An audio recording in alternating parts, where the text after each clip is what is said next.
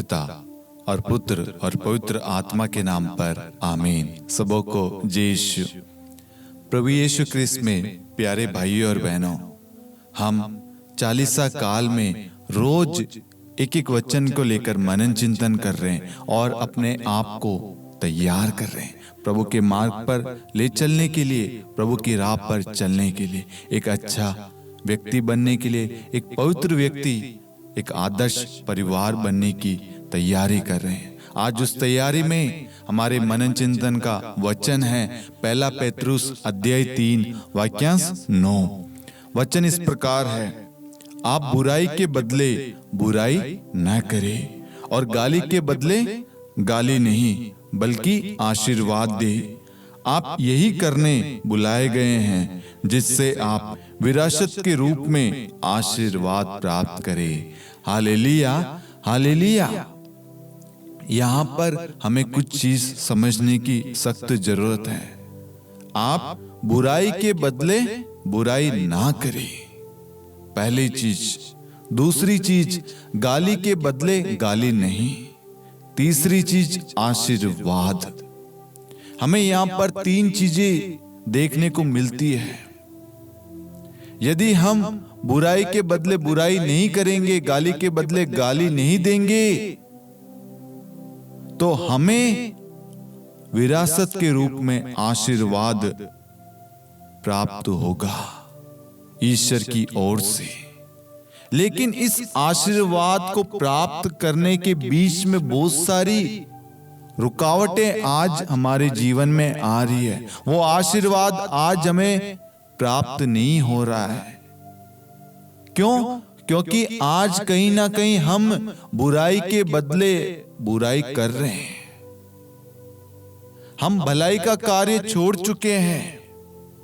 यदि कोई व्यक्ति हमारा बुरा चाहता है तो हम भी उसका बुरा चाहेंगे।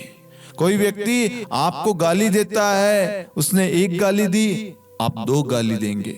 उसने 5 गाली दी, आप 10 गाली देंगे। आप कहेंगे यदि वो मुझे गाली दे रहा है तो मैं क्यों नहीं, मैं क्यों चुप रहूं, मैं भी उसको दूंगा। उसने मुझ पर हाथ उठाया तो मैं भी उस पर उठाऊंगा। उसने मुझ पर दोष लगाया, मैं भी लगाऊंगा। उसने मुझ पर आरोप लगाया, मैं भी लगाऊंगा। तो उसमें और आप में फर्क क्या है? आज शैतान क्या कर रहा है? हमारे अंदर घमंड और क्रोध उत्पन्न कर रहा है। आज हमारे सुनने की, सहन करने की क्षमता कमजोर होती जा रही है। आज यदि माता पिता बच्चों को डांट देते हैं तो बच्चे सहन नहीं कर पाते, उसको सुनने के लिए तैयार नहीं है। उनके अंदर क्रोध आ जाता है और वो घर में पड़ी चीजें या हाथ में मोबाइल हो, कुछ भी हो, तोड़ा फोड़ी कर देते हैं।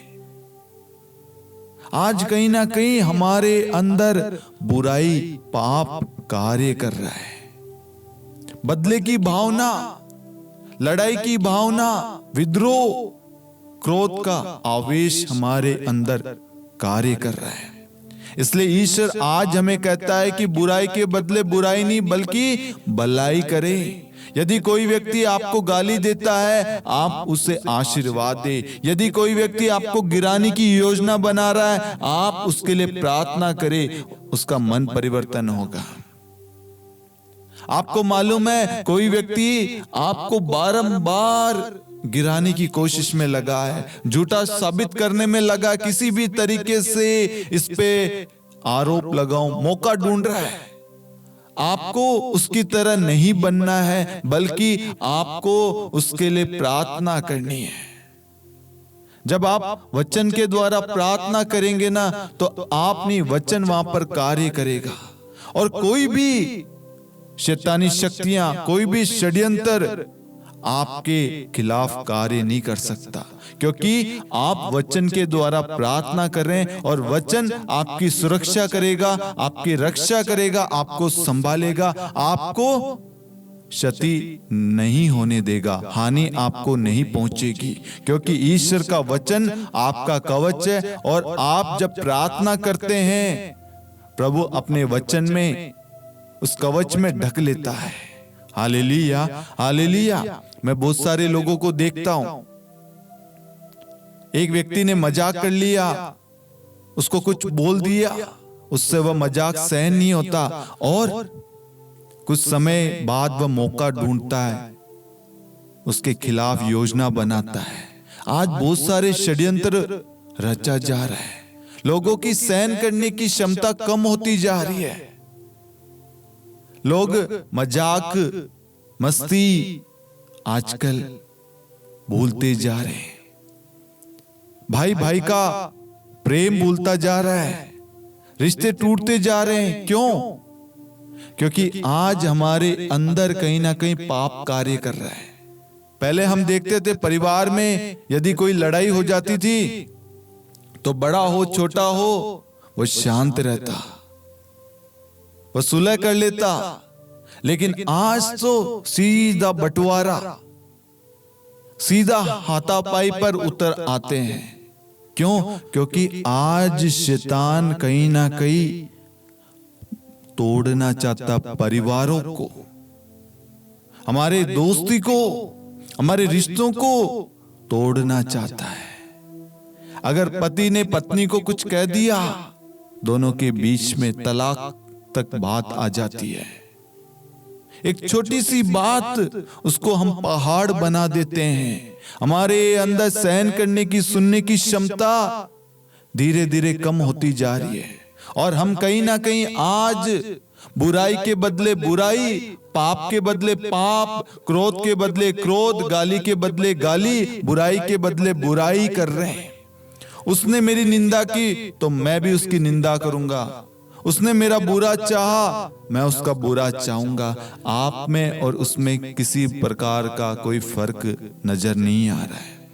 लेकिन आज ईश्वर अपने वचन के द्वारा हमें कहता है, हमें मार्गदर्शन देता, हमें राह दिखाता है कि बच्चों, तुम बुराई के बदले बुराई नहीं, गाली के बदले गाली नहीं, बल्कि आशीर्वाद दे।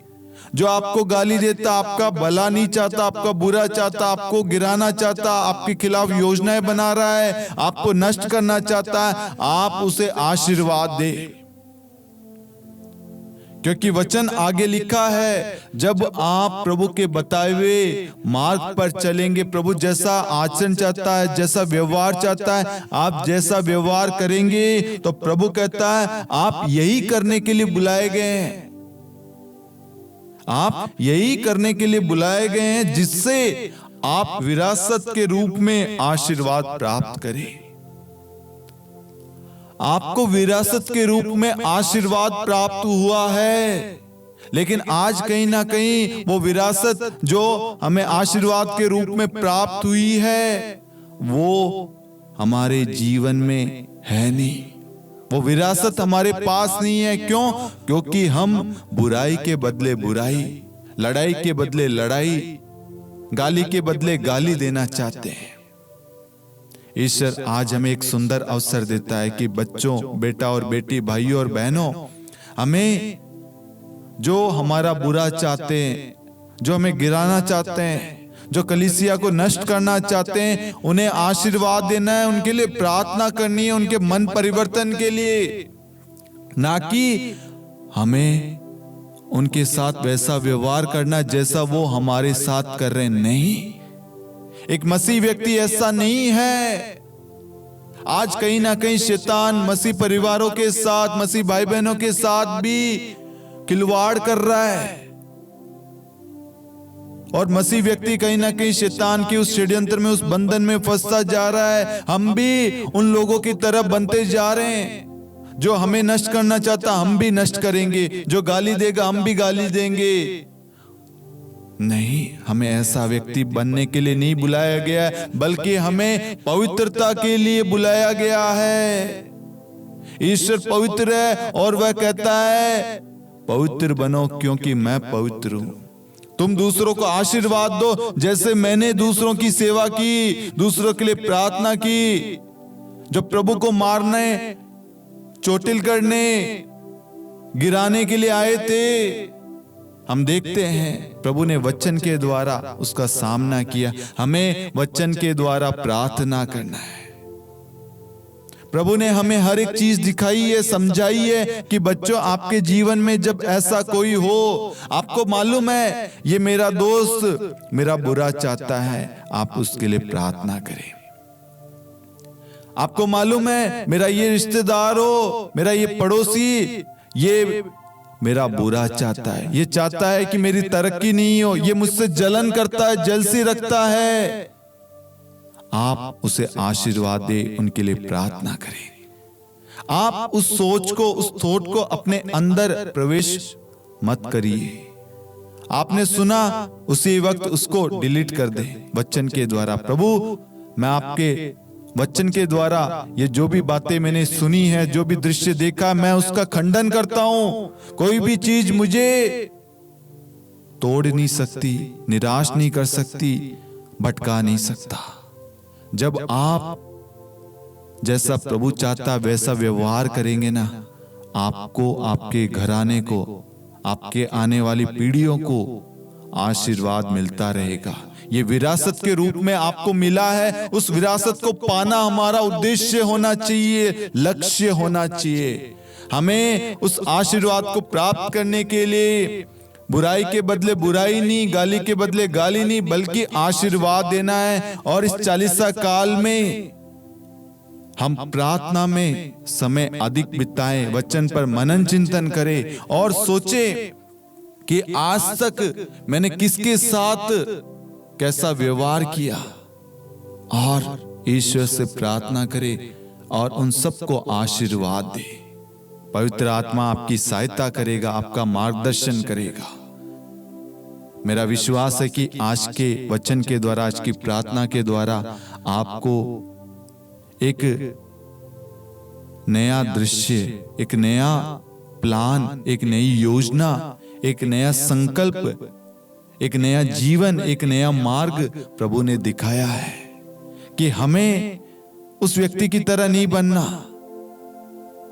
जो दूसरों का बुरा चाहता है, बल्कि तुम्हें ऐसा व्यक्ति बनना जैसा मैंने तुम्हें बनाया, जैसा मैं हूं। मैं दूसरों को प्यार करता हूं, दूसरों को संभालता हूं। जो मुझे मारना चाहते हैं मैं उन्हें आशीर्वाद देता हूं। Hallelujah, hallelujah. जैसा प्रभु चाहता वैसा व्यक्ति हम बनेंगे ना, आपको, आपके परिवार को, आपके घराने को, आने वाली संतानों को, पीढ़ियों को प्रभु का आशीर्वाद मिलता रहेगा।